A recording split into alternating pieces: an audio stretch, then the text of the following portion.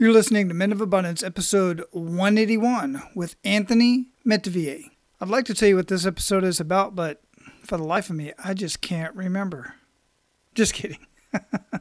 Today's episode is about that. The importance of your memory, what you should be memorizing, and how you can improve your memory. Welcome to Men of Abundance, the podcast for those looking to level up their lives by hanging out with some of the greatest leaders and established professionals in our community, living a life of integrity, honor, and the abundance mentality. Prepare to pay it forward with your host, former Army medic turned lifestyle entrepreneur, Wally Carmichael.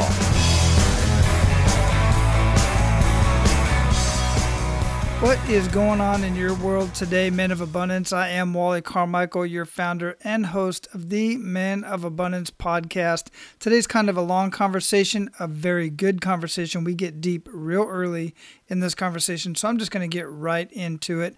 But of course, you know I have to afford you the opportunity to be abundant in your life today by sharing with you how you can pay it forward and share Men of Abundance with others in your life, or at least the ones that you like.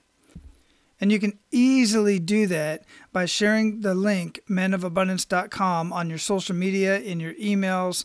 Text it to somebody. Say, hey, have you ever listened to this podcast? It might help you where you're at today. And by sharing this, however you decide to do it, you are going to get some thank yous. Some people are going to come back to you and say, thank you very much for sharing that with me. The episode I listened to completely resonated with me today and help me throughout my day. I'm going to be a lifelong listener. Well, that's my expectation anyway, but you will get some thank yous. I know this because I hear about them quite often.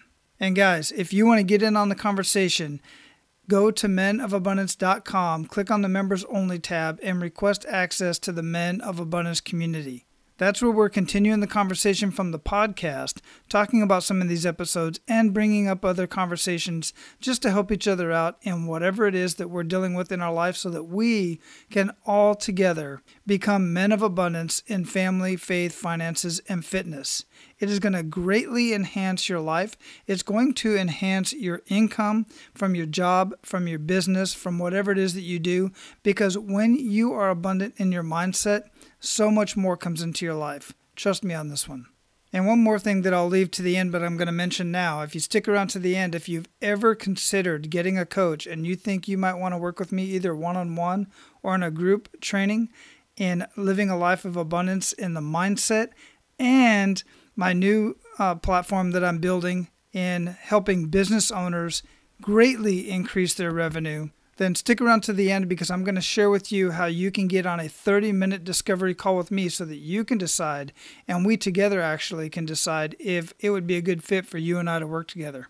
Now, our featured guest today, Anthony Metivier, is a best-selling author and the founder of the Magnetic Memory Method, a systematic 21st century approach to memorizing foreign language vocabulary, dreams, names, music, poetry, and much more in ways that are easy, elegant, effective, and fun. Anthony writes his books and creates video courses for a variety of people who need help with a number of different memory needs.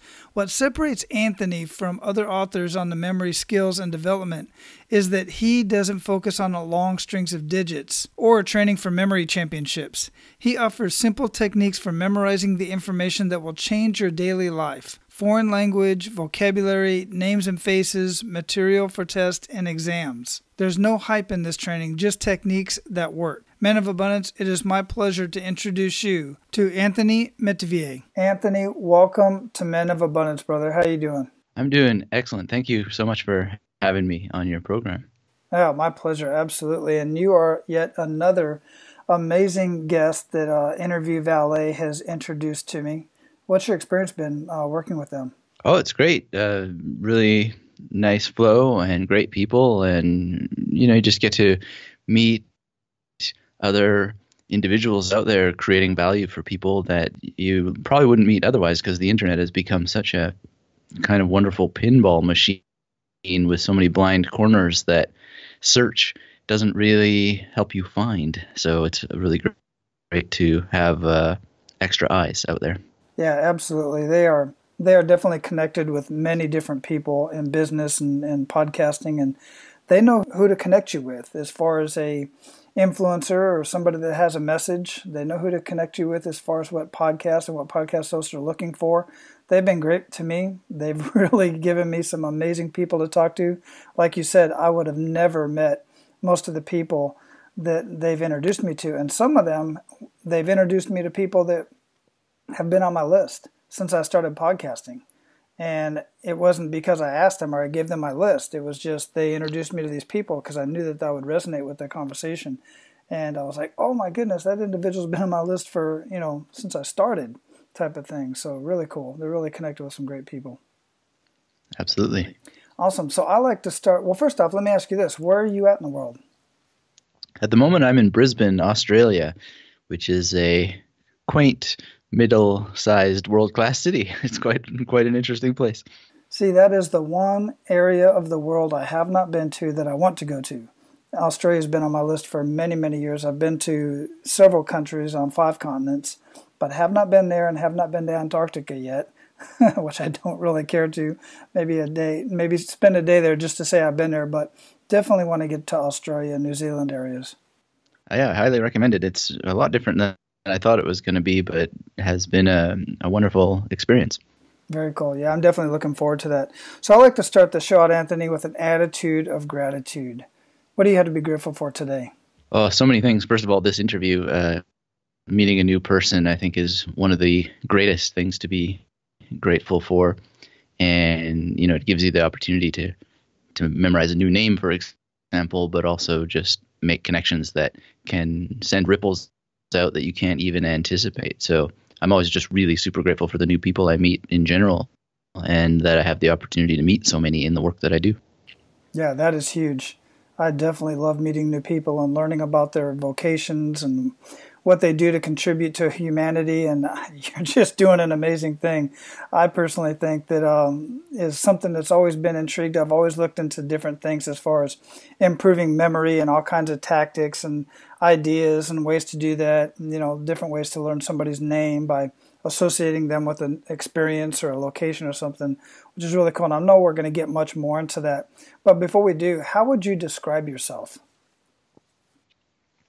Well, I'm a memory educator, a memory popularizer,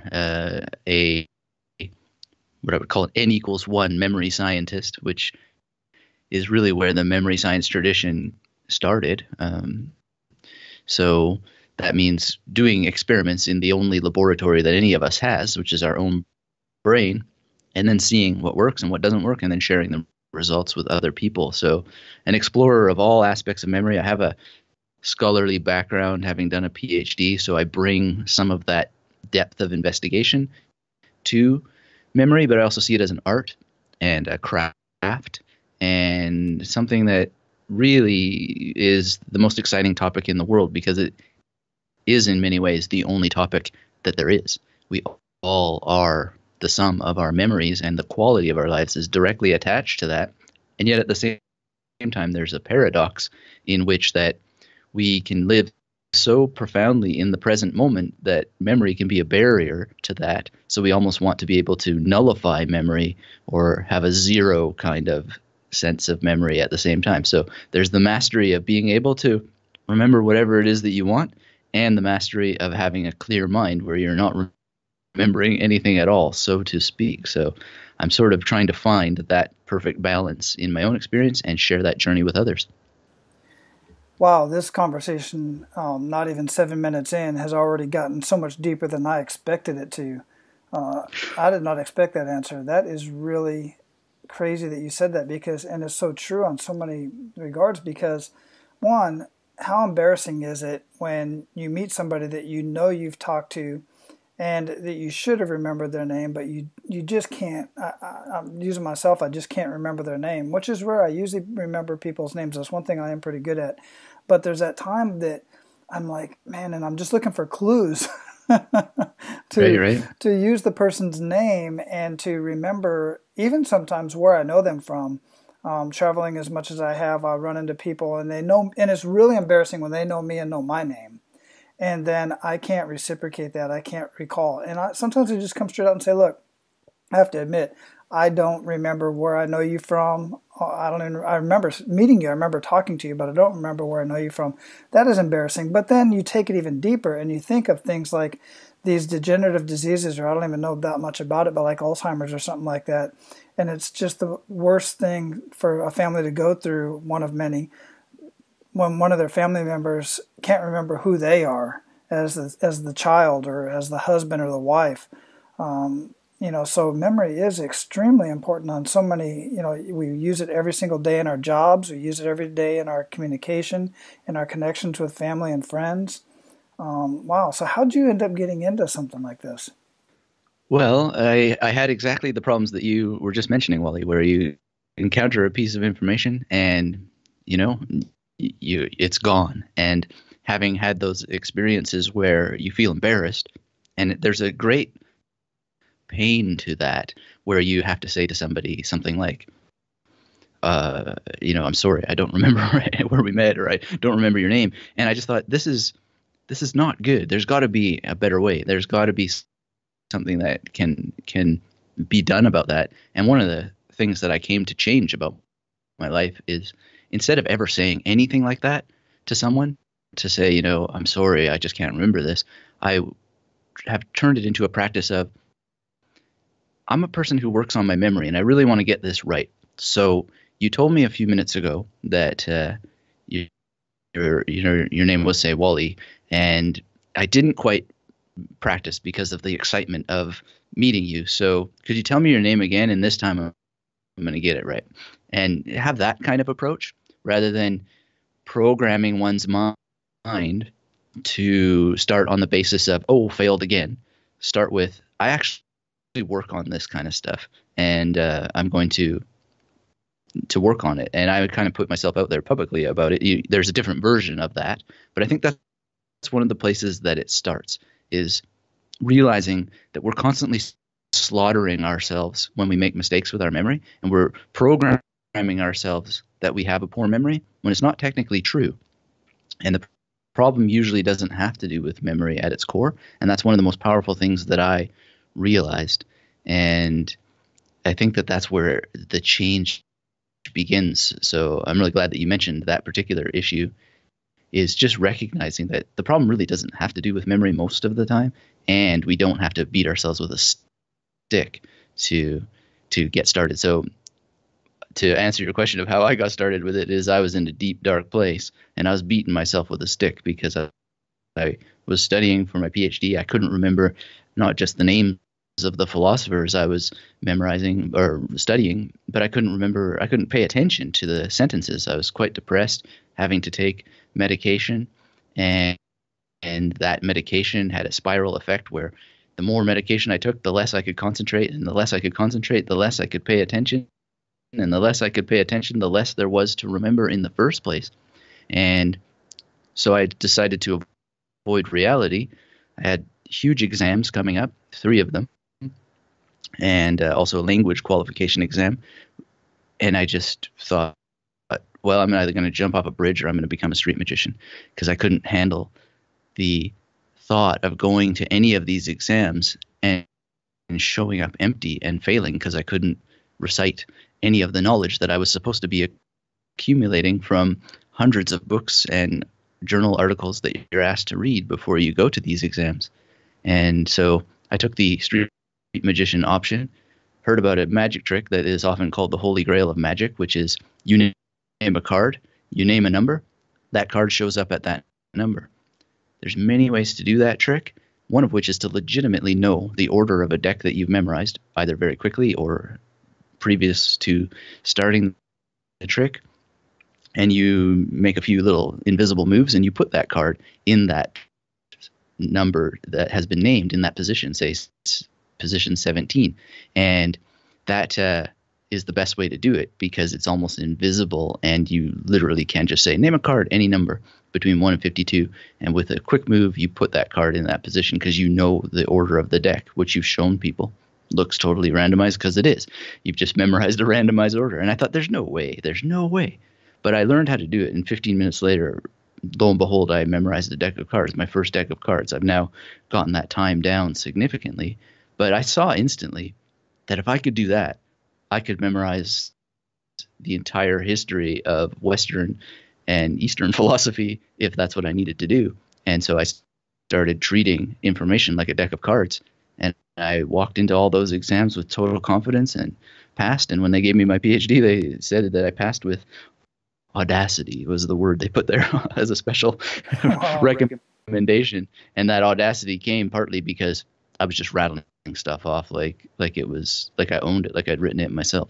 And that is, in a sense, what you do when you remember information. You write it into the chemicals of your own brain, and you do really own that information in a way that you don't otherwise if you haven't memorized it at that deep chemical level. Right.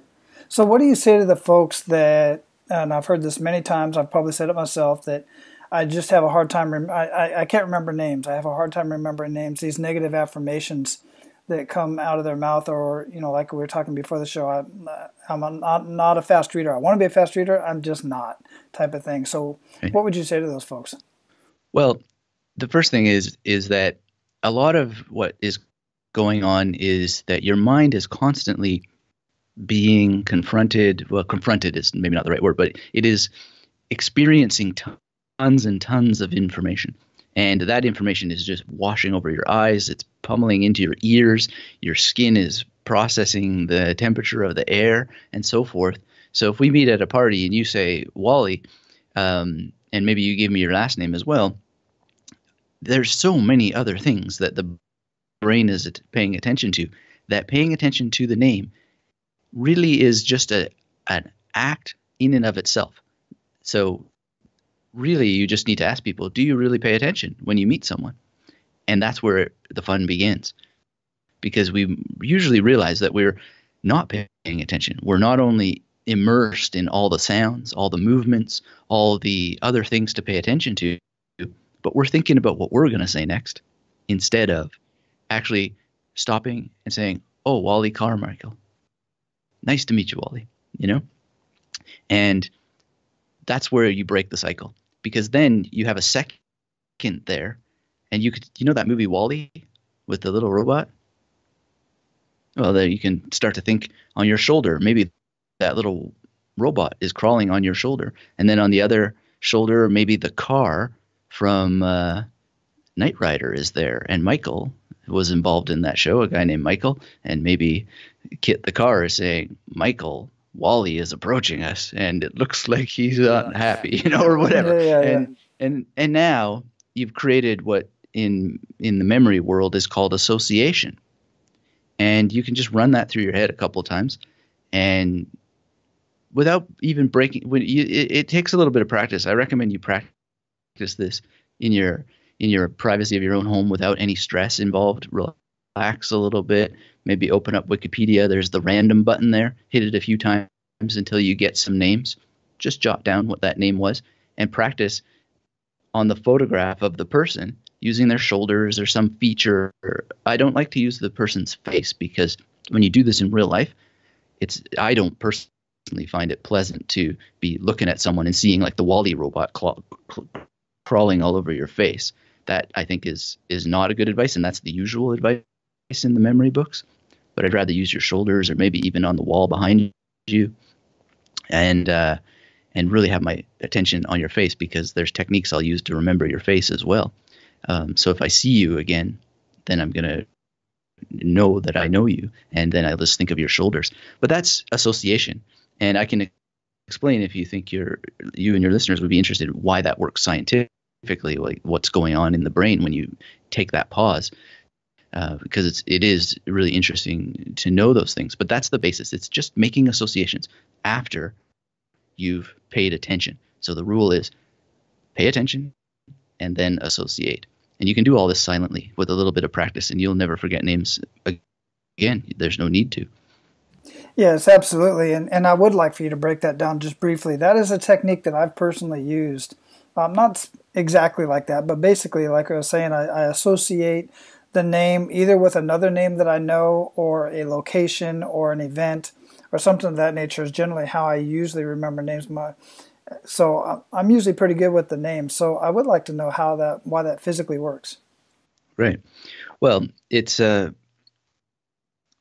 I'll give it in a kind of figurative sense with some of the reference to the science. Your brain is essentially made up of, and I think everybody knows this, like millions and millions of neurons, and those neurons are connected by synapses, and then those synapses create what are called neural networks.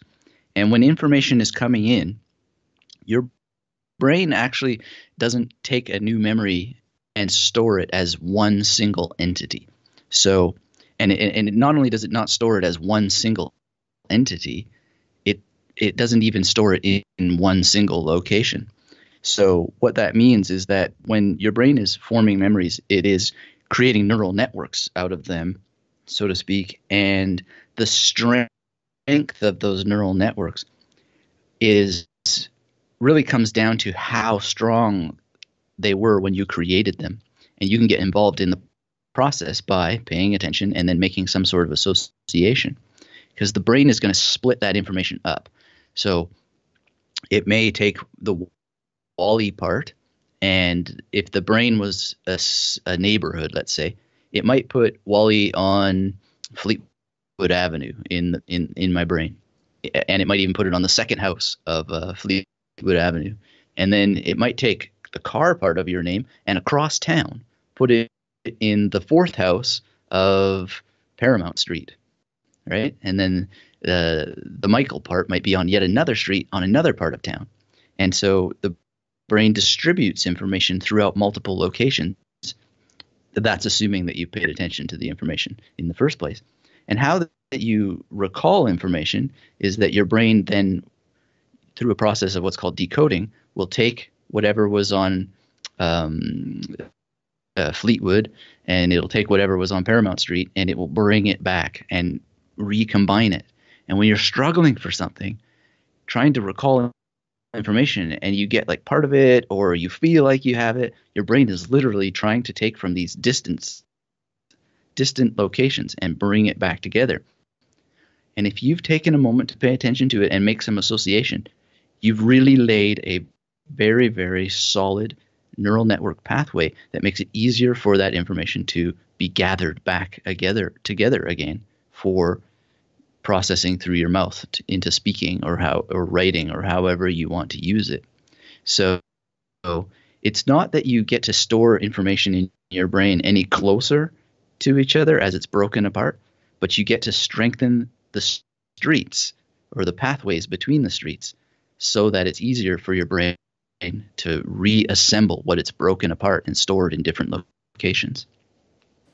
Yeah, I find that very interesting. You know, over the years, I've talked with so many different people, and I meet these people that are just tremendously book smart. They gather all this information. I think of the Jeopardy winners. You know, these guys on Jeopardy, they just have all of this information that's in their head, and they can recall it and speak it like on demand that quickly. But at the same time, some of those same people can't apply the knowledge that they have in their head on a daily basis. They can't really apply it. They're very good at memorizing stuff, but they can't apply it very well. And at the same time, I also know people. I knew this guy. He was a leader, sergeant major in the Army. And this guy, not only did he know the names of just hundreds, probably thousands of soldiers, he knew their spouse's name, he knew their kids' names, and he knew their situations that they were in at that time based on a conversation they had even 3 years prior. And it was super impressive to see that. So in studying all of this, how do you see the application between memory and daily activities? Well, I'm really glad that you mentioned that, Wally, because it is a strange aspect here. And it's not just these game show games and so forth, but across the board, even in the memory championships, there are people who just have the most stunning results and win, and not all of the memory champions, but some of them historically, they've just had the most stunning results, but yet they spend their lives in pubs, you know? So there's not necessarily a correlation between developing your memory to have super skill and somehow then going out and becoming a leader or becoming an amazing contributor to society. And there is, I think, in some either unconscious or even very conscious part of the minds of many people, an apprehension about developing these skills because they don't want to become some sort of social misfit, because so many of these people seem to have borderline autism. Although I can say that the current reigning world memory champion is a very balanced and centered individual and a very dedicated medical student. And so that's not universally true, but there has been this perception over time that there's just something wrong with these people with their super memory. But by the same token, the military person you mentioned, I mean, that I think is an example of good social competence using memory as part of social competence. And so I think that all evidence shows that the most successful people, they pick the memory tools that are going to contribute most to elevating their role in society, the work that they do. So in my teaching in this world, I always tell people, what is the number one area in your life where you can develop and hone your memory and then memorize the information that's going to make an instant improvement that you can feel tangibly, and you will say, yes, this is it. I have invested my time in developing these skills and gotten a quick victory that is substantial, that is meaningful, and that actually makes me a better person, a more competent person. And I find that that's sorely lacking in the memory training, because there's either just memory training as such or books written by the memory champions who go and they hone their memories so they can sit there and memorize a bunch of useless information that they're going to forget half an hour later after they get their prize, and they don't go and then do anything useful with it, like learning a language so that you can travel and just have greater pleasure on your trip, or learning some terminology related to the medical profession, the legal profession, or whatever it might be, so that you can be a more competent professional in the work that you do and experience salary increases or better business deals or whatever outcomes you're looking for. Target those things. You can do that. The memory techniques will serve specific outcomes if you spend 2 to 5 minutes writing down what your outcomes might be that you want. So I don't really teach at all general memory techniques. I always want them laser targeted at outcomes that immediately improve your life, not just randomly. Because if you just, hunt too many ducks, you're not going to catch any of them. You've got to be much more strategic than that.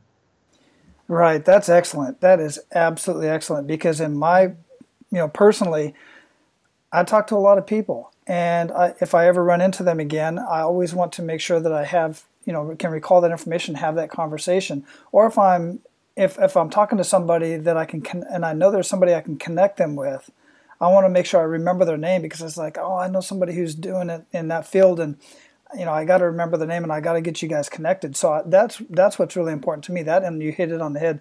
Languages. I love to learn. I speak English and Spanish, and when I was getting ready to go to the Middle East, I was kind of learning Arabic in case I ever needed it. So I was learning Arabic, and stuff like that's important to me. Otherwise, there's so much information out there that I could just Google, or I could just ask somebody for that matter. I don't need to. I always say I don't want to use up what little brain cells I do have with useless information that I can search and find out, like my peripheral brain type of thing. I usually have the analogy, but I absolutely love that you said that, because it makes perfect sense to not just gather information, just memorize stuff just to memorize it, and it's not really helping you in your daily activities or your vocation or whatever it is that you do to contribute to humanity.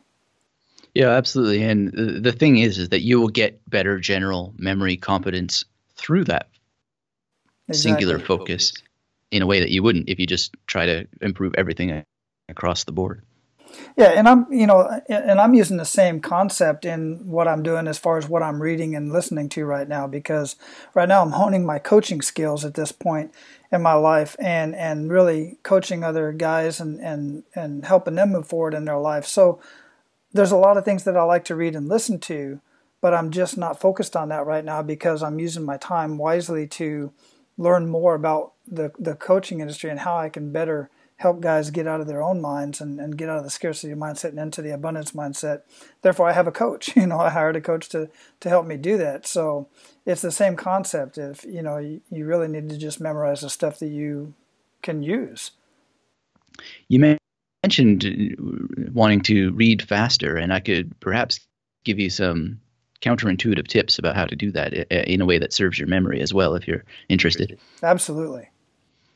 So there's a whole field out there called speed reading, and I really support some of that teaching, but ultimately in my own training, I call it slow reading, because there's something, and I do that tongue in cheek because actually I can get the same results just as fast, but I do really think it's very powerful to read the whole book, so that you have that comprehensive understanding of what the book is that you're reading, and also layer out an experience that is spatial, because books are spatial and your memory is spatial. As we talked about, there's different locations in your brain where your information is stored.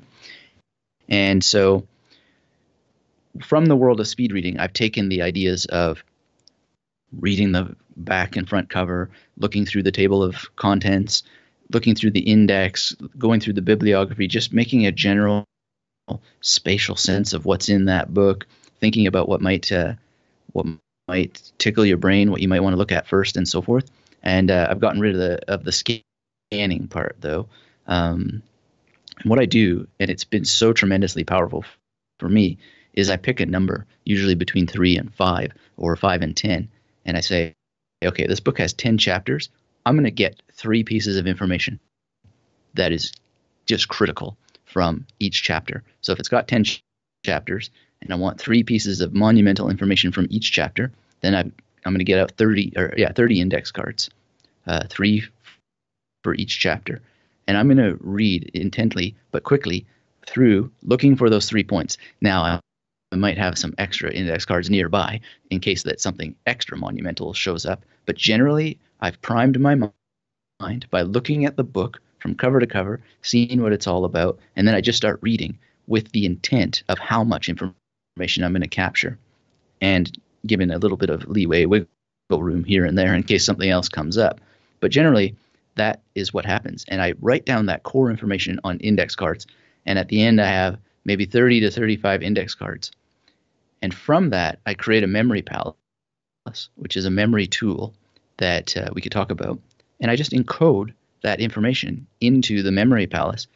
And what ends up happening after you go through this process is your mind can make connections, and it will fill in the blanks. So by not trying to memorize everything in the book, you wind up remembering way more, because you're giving yourself the big ideas, the big ones, and really deeply encoding them in the chemical part of your brain, and you'll fill in the gaps. And so I find that to be the most powerful process, and I don't say that it would be super powerful for every other person on the planet, but I think it's well worth giving a try for 2 to 3 books to see if it works for you, because you'll find your brain making connections that it probably can't otherwise, because so many people have this scarcity mindset. Got to remember everything, or they're skimming just for the details, but they haven't given themselves that basis upon which you can prime the brain in the first place by understanding the book as a whole. So those are some tips to try. I definitely see how that can work. That's really brilliant. So Anthony, with all the stuff that you've done and all the people that you've talked to and all the conversations that you've had, and I just know not everything went absolutely perfect. Even, you already mentioned about why you got into practicing memory and really getting into that. But everybody has that kick in the gut moment. And what defines most people is what happens after that, what you do with that kick in the gut moment. Does it define you? Do you turn your mess into your message, or does it beat you down? So at this point, I'd love for you to share that kick in the gut moment with us and really make us feel that. Well, the biggest kick in the gut I ever had was when I was told I was manic depressive. And I wasn't told in the visit to the doctor sense, but I was told in the you're locked up for 3 months sense. And I really had to struggle with that, because it changes your identity at some very, very deep ways. And what had happened was I was refusing to take medicine, and they weren't letting me out until that I basically agreed to take medicine. And I'll never forget the scene with the doctor. And he said two things at once in a rhetorical way to try and convince me. And he said, if this was diabetes, you would just take your insulin. There'd be no argument about it. And then he said, Robin Williams has this same condition and he manages it, and he wouldn't be able to act in all these movies and make people feel the ways that they feel if he didn't manage the condition, which I was a huge fan of Robin Williams, and this is going back 15 years before his passing, and that just hit me so hard, because what a cruel violation of another man's experience for this doctor to sit here and manipulate me on the basis of what I think is a pretty universal fanship of one of the world's greatest actors with his arms out on his sleeve. And yet, nonetheless, it manipulated me to finally assent to take this medicine. And that medicine, although I don't regret it, and I don't think that anybody should go against their doctor's orders and so forth, it sent me on years and years and years of accepting a story that turned out wasn't the full truth. And I wrestled with it and worked through it, and I've never been shy about my story with people on my own podcast about manic depression and what it does to your memory, and how that I've worked that through by using these techniques, and how I've changed the techniques to help get through depressions and so forth and whatnot. But I find that it's such an important thing to not accept the stories that you're told or take them with a grain of salt, because I was indoctrinated in that moment, and I accepted a story for far too long, and that means that I didn't work as much on changing it as I could have, as soon as I could have as a younger person. So I'm not sure if that's answering your question directly, but in any case, that was a real kick in the gut, and I still think of it very sadly that a person of authority would use another person's story. Like, he doesn't know Robin Williams, I don't think. So and even if he did, it's just like a weird moment. And I think we do that to each other far too often, really. So yeah, it took me a long time to wrestle through it. I think far too many people believe the story that others tell them, even though they are somebody in authority, like a doctor, because we are supposed to trust them. But we got to understand that they only know, basically what they're trained in the region in which they're trained. And I say the region because our Western medicine is much different than Eastern medicine, and Eastern medicine's been around for thousands of years. What was it that got you to that point? What was it that made them feel that they needed to lock you up until you decided to take this medication? I was a university student, and what had happened is I was deeply intoxicated with a lot of the ideas that we were studying. I was doing English literature at the time, and it was spring, and it was just a time of year that I've seen as a professor myself since, a time of year that is filled with pressure of the exams that are coming up, and the season is changing and your energy starts to change. I guess cabin fever is a term that some people use to maybe describe that moment. And I was just filled with so much crazy energy and emotion, and I started writing poetry. And it's been published since, strangely enough. But I was writing this wild, inventive poetry, and I had the idea of writing a new version of Eliot's The Wasteland for my generation. And so it was just coming out in reams and reams and reams and reams. And I was sending it. The email was quite a new thing at the time. It was still, there was a novelty to it. The idea that you could send an email to all your professors at the same time. And I was just sharing it with them, not all my professors, but the ones that were involved in literature. And they sort of had a posse together through email, and they said, and they'd seen me, and I was pretty emotional in the lectures I was showing up to and crying over the beauty of poetry. And I mean, and there's no doubt about it. I was having some kind of mania, and they created a posse, and they had the teaching assistant that I was closest to approach me, and he took the manuscript of my poem that he'd printed out, and he drew a map on the back of it to where I could find a place in Toronto called the Clark Institute. I believe it calls itself something different now, but this was a treatment center for different issues of this kind. And he said, "You've got so many ideas, and these people would just love to hear them." Anyway, to make a long story short, I hadn't been sleeping. I did recognize that there was something going on, but I felt like $1 million. I remember talking to my friends and saying, do I seem okay? Do I seem like I've been taking drugs? Because I haven't, and it was just a wild experience. And that's what got me into the hospital in the first place. And they did manage to help me sleep and so forth. But ultimately, that guy ended up losing his position because they were meddling in medical affairs of a student. It got all very strange and so forth. But it's a good thing that it happened. But by the same token, I wonder what would have gone differently if I just managed. I knew I wanted to get some sleep, and I had gotten the keys of a professor's office that was going away on vacation. And my plan was just to read this epic poem that I'd written and then go and sleep for a week.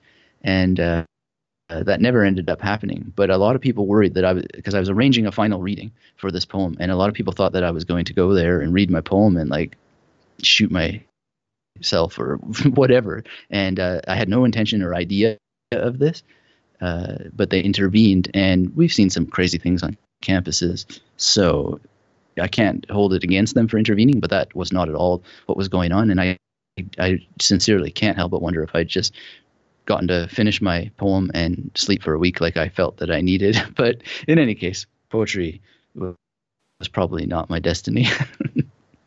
Yeah, well, that's a very interesting story. What I'm getting from this is you ultimately ended up getting off the medication or, otherwise reducing the medication. What was the enough is enough moment, the pivot point to where you kind of just started taking on matters in your own hands? Yeah, well, I was a devoted patient for many years, and I took lithium for almost 10 years, and it was why I needed these memory techniques, because I'd still get depressed, and I would then go and tell my story to a psychiatrist, and he'd say, "Oh, well, now you got to add this antidepressant," and this was the reference I was making earlier to not being able to concentrate and focus. And so I was devoted to solving this based on science, because I am primarily a scientist. I'm a trained scientist in the humanities, and I think that the empirical method is key. And so I submitted myself to these procedures, trying to solve it from that narrative that they give you of, well, if you stop taking your medication, then it's never going to work again properly the same way, and you have to try this medication for so many days, and blah blah blah blah blah. And finally, I wound up in New York, and I explored a different medicine that didn't have so many of the terrible side effects of lithium, and took that for maybe another 8 years. And finally, I came to a different idea, which was, someone asked me, "Have you ever looked into food sensitivities?" And I had a little bit. I'd come to understand that I couldn't really eat wheat without having some sort of reaction. But I wound up hiring some coaches. You mentioned coaching as being important, and they were dietary coaches for when you're going through what's called a elimination diet, to find out what your real food sensitivities are. And it's guided by another thing called an MRT, which is deep blood analysis, where they do 90 plus trials to get a much bigger picture of what your body reacts to. And so what ended up happening is they found a number of foods, which turned out to be my favorite foods, that were potential triggers for all kinds of problems that I was having, including behavioral problems, mood problems, and so forth. And so here I came to understand very quickly, I've been medicating myself against reactions to food that's normally considered very healthy.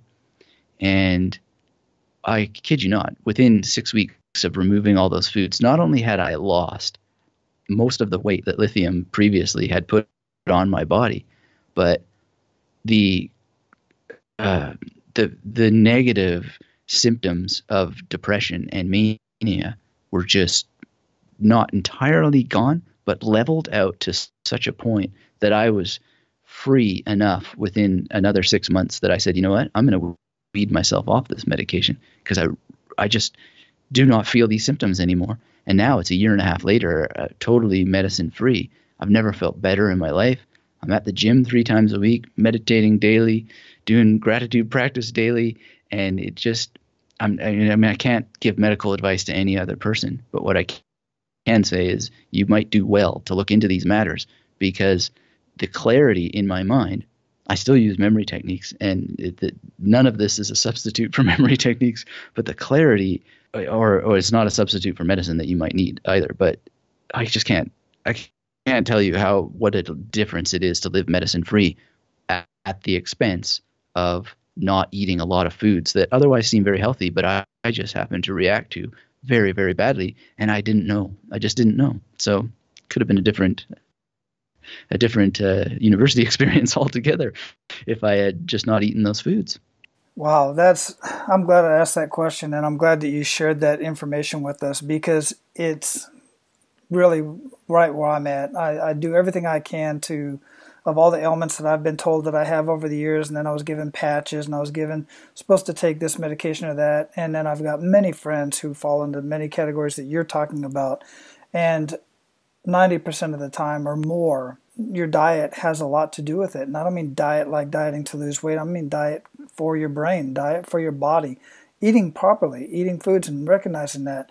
That experience with those particular coaches and I've heard of this before, many times before, obviously, about eliminating foods to find out, and eliminating other things in your life as well, deodorants that are chemical based, shampoos and other household items that we use throughout the house, even cleaning supplies, starting to eliminate some of these things and seeing how your body reacts to it. It makes a big difference, obviously, in so many people's lives, just by eliminating certain things. Well, and some people out there saying, well, that's my favorite food, like you did. But hey, if it's going to get you off these medications that cause other problems and affecting your memory, for instance, and other things, then goodness, why wouldn't you do that?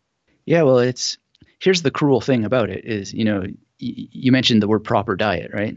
And the thing is that so many of these foods, they belong in a normal, quote unquote, normal proper diet. Like it's the craziest thing to me.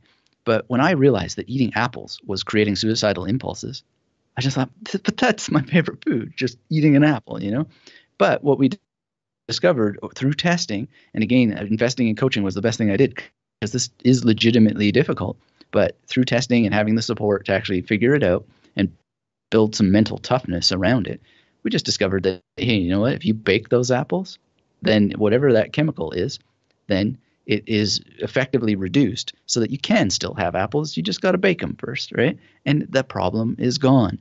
So all the self-punishing of, I have this depression and being tortured by crazy impulses, it's just gone. And it's so freeing, but it requires the discipline of not eating raw apples. And, I came to a point, and I still am at that point, that I'll give up anything under the sun to be free of that stuff, because the medicine wasn't really ever 100% effectively addressing it anyway. But not eating raw apples ended it, period. So, and there's other foods, but so I think that I mentioned at the beginning of the interview, N=1 experiments. We really need to understand that proper diet is very particular to each and every individual. And one of the biggest investments you can ever make to improve your life and improve it quickly is to really burrow down into this topic and understand that you are the only person who can determine the proper diet for you. There may be changes as you age and so forth, but if you study this, optimal health is available to you, probably, most likely, simply by going through an elimination diet and perhaps what's called a 3-day rotation diet, or maybe a 5-day rotation diet, or whatever. And these tools are available, and if you submit yourself to them, it does require discipline, but it's probably the best thing you will ever do for total comprehensive health, because we're poisoning ourselves. And I have also, done experiments removing soaps and so forth, because we are such sensitive creatures. We want to think that we're so tough and so forth. And now I can go to the gym and lift myself up doing pull-ups with, and I'm now up to 15 plus kilo of my own body weight with a belt on and all these weights and stuff. I never would have dreamed that was possible. But for all that toughness, with the one ingredient in shampoo, same feeling like crap because of how sensitive the human body is. And we are in denial of that because of the convenience of just going to the grocery store and picking up whatever is going to clean us from a bottle. When with a little bit of research and maybe waiting an extra week because you ordered something from the internet and be prepared in advance for your underarm solution, or going stinky for a couple days when you don't have the kind that you need that you've discovered through self-exploration. There's so much freedom to be had just by figuring this stuff out. Exactly. Now, we don't have time to go over all of those tools that you were just mentioning, but if you could, share those with me and I'll make sure I list those in the show notes for the guys to go check out. I'd love for them to go check that out. I'd like to check it out myself. So, Anthony, we're at the point in the show where we're going to pay it forward. You ready to do that, man? Absolutely. Outstanding. So share 1 to 3 actionable steps that Men of Abundance can take today.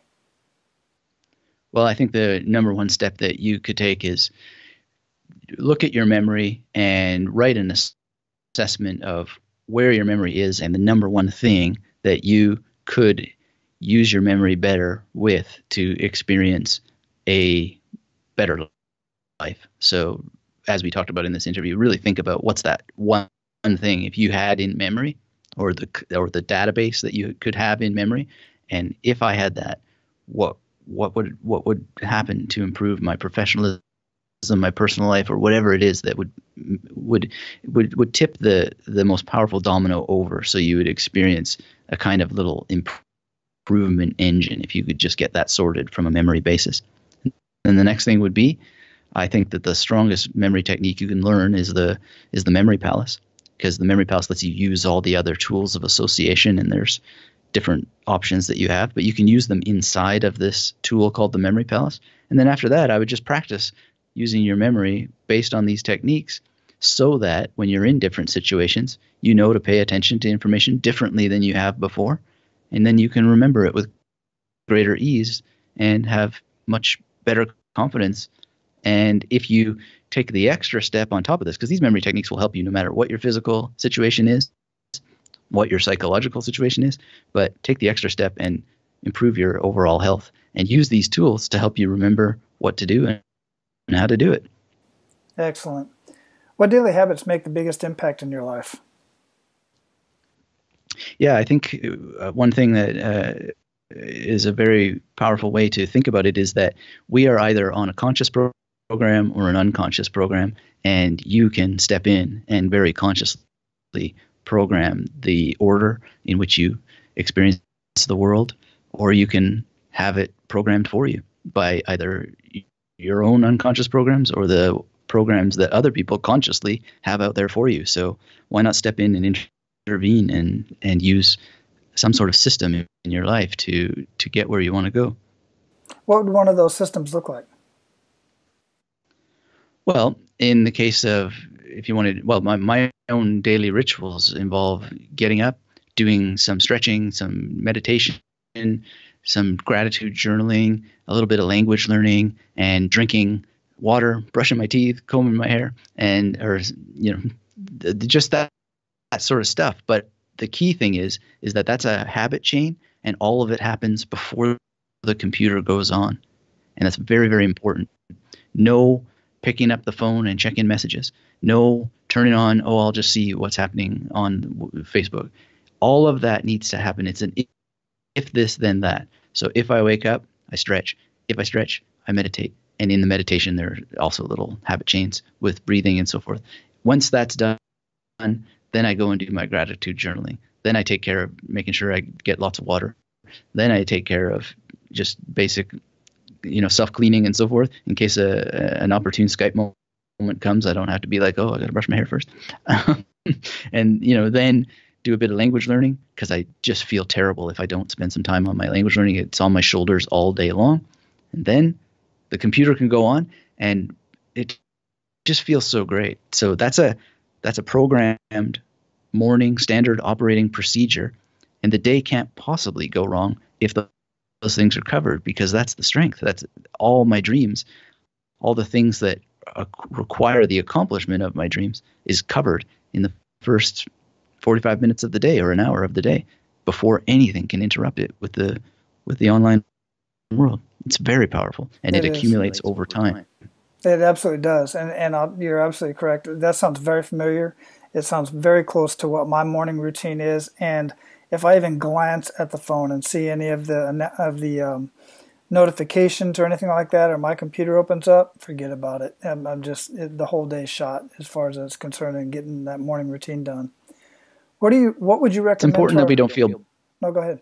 I was just going to say it's important that we don't punish ourselves for that, though, because we know scientifically that if we make that slip up and we get lost in the wave of it, it's our brain chemicals. We're just. A lot of people, they'll say, "Oh, well, I don't have discipline," and so forth, and then they feel badly about it because they lost an hour on Facebook or whatever. But really, the discipline is not in not using that stuff. The discipline is in not having it around to interrupt you in the first place, because people are sleeping with their phones. They're using the portal onto the internet as their alarm. If you've arranged your life in a way where you need an alarm, which is respectable, you can avoid it, but there's other options for you. But if that's the way it is, then for heaven's sake, have an independent, dedicated alarm that isn't connected to the internet, so that you can have your smartphone in a cupboard in the kitchen, far away, so that it's less likely for you to go off on that tsunami of information.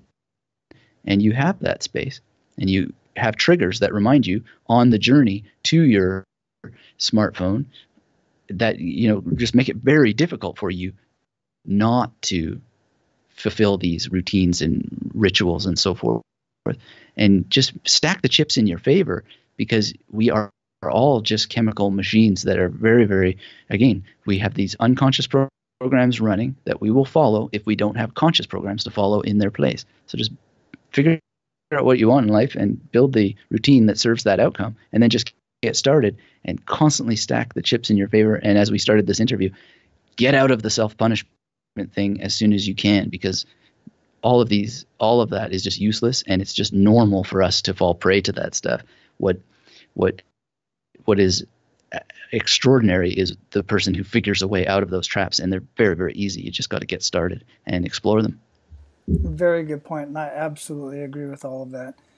What are you reading? What would you recommend to our abundant leaders to read or listen to, and why? Well, I think one of my favorite podcasts is the Waking Up podcast, and also Sam Harris's book, Waking Up, would be my first recommendation, simply because it is a science-based confirmation of a lot of what I've been suggesting today in terms of why that so many of us fall prey to our base impulses, and other additional science-based tips for how you can create a gap between, what the brain wants you to do and what you really want to do, and set up those routines. I think that's one of the most powerful books out there for establishing that, and supplementing it with his podcast as well is very good for that. Excellent. And mention the name of your podcast again. My podcast is the Magnetic Memory Method podcast, and we go into all aspects of memory that you can use to improve your life. Wonderful. We'll have all of that linked up in the show notes as well. What do you feel holds most people back from living a life of true abundance? I think it's probably fear and scarcity, and also that normal, natural chemical status of the brain that's trying to conserve energy in a way that is fear-based, but it's a biological fear-based that doesn't necessarily psychologically experienced fear-based. So, our ancestors, we have these bizarre images from the movies and so forth of our ancestors as being warriors and out there hunting and fighting and all this sort of stuff. It's not true. Our ancestors, we sat laying down in the shade of trees as much as we possibly could. And then when we saw a lion had done the work of, attacking a zebra or whatever and left a carcass, we would run out and drag the carcass back and figure out how we could eat it and conserve as much energy as we possibly could in order to have the energy to run out there and drag the carcass back. Now I'm simplifying things,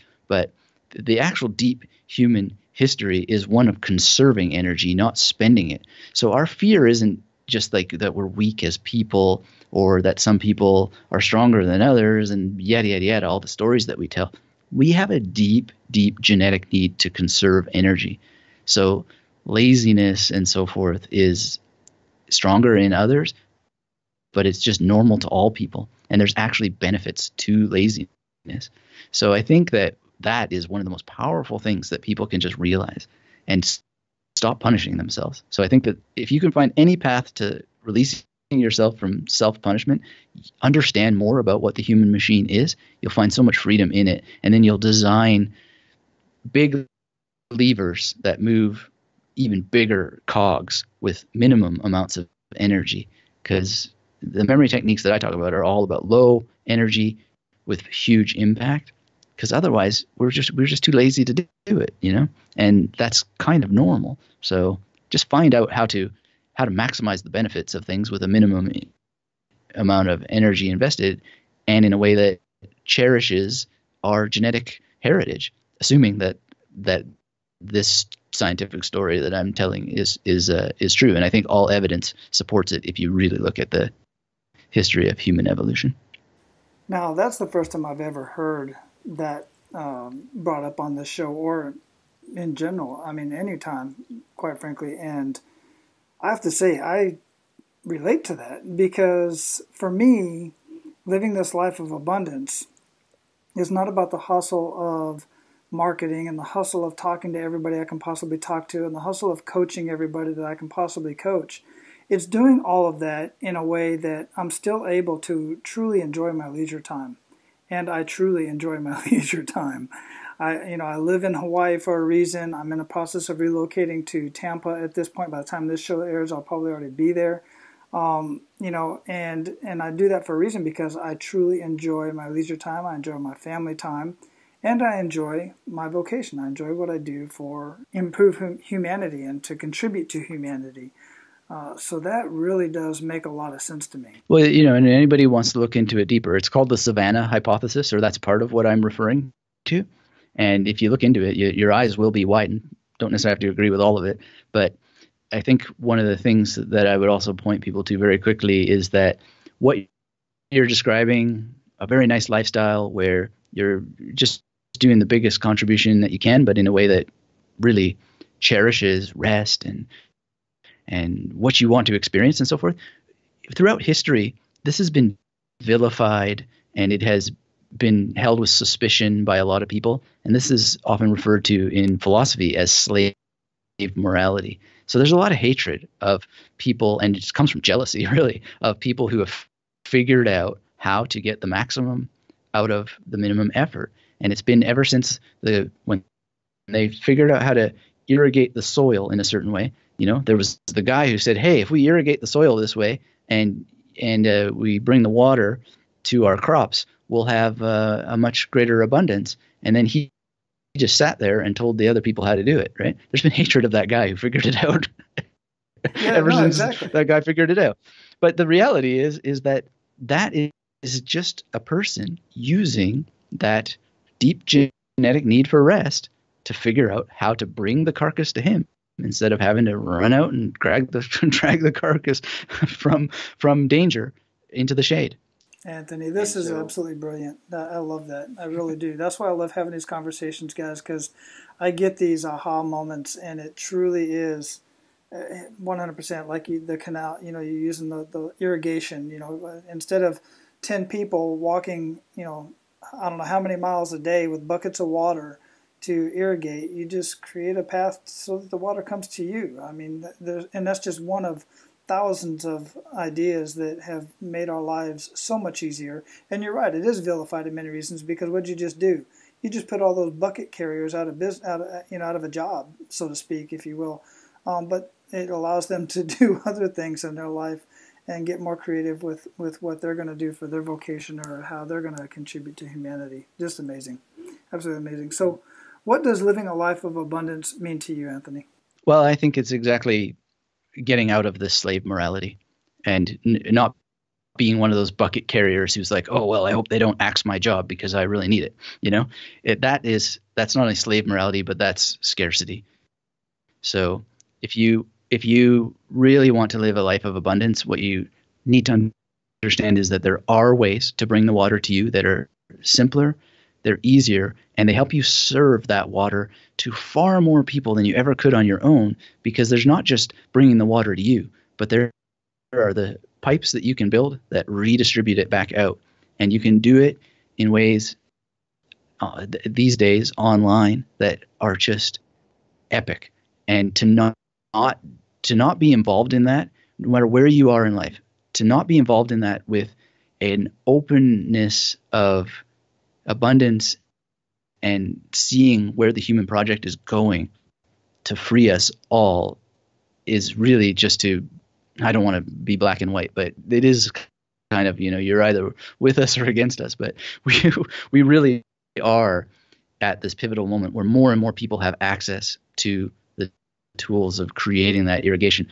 And the really, really powerful ones understand that it comes and goes. And so they bring the water to themselves and redistribute it and make sure that it's redistributed to those people, even if they have slave morality, and work against them instead of with them. Because the way that we get all out of this trap is by working together to keep everything flowing and going and redistributing and coming back again and again and again, but recognizing that, we need to work together to do it, because none of it happens on its own, and it always involves multiple players. Right, and I've lost count of how many stories I've read and people I've talked to who were pushed out of their comfort zone because their bucket lifting position was eliminated due to some sort of technology or some other way of doing things. And like you said, you're either with us or against us, and you're either growing or you're dying. So, it's the same concept, and I totally agree with that. So we're going to close this up, Anthony. Before we do, what would you like to ensure that our abundant leaders get out of our conversation that we did not already talk about? Well, I think that we really covered the essence. I mean, there's always that joke of, well, we'll solve world problems next time, in our conversation. But I think that this is that's it. I think we make it too complicated, and it's really simpler than that. And find whatever it is that you can do that is satisfying to you, but satisfying to you because it's helping satisfy others. I think that's the secret. And you don't need any kind of, law of attraction or anything like that, because that in itself is far more attractive than any magic spells or affirmations or all that sort of stuff. Just be the one who is creating value for yourself in a way that creates value for others and is deeply satisfying enough that it creates an engine that you don't run out of fuel. And rest is going to be a huge part of that. That's one of the things I've had to learn in my own entrepreneurial journey is, even though I have endless enthusiasm for this stuff, also got to take care of the machine that through which the fuel needs to flow, right? So be satisfied, satisfy others, and take care of yourself as a unit, because that's all of us are, really. We're a unit through which energy travels, and that would be the additional takeaway. Simply amazing. A reframing.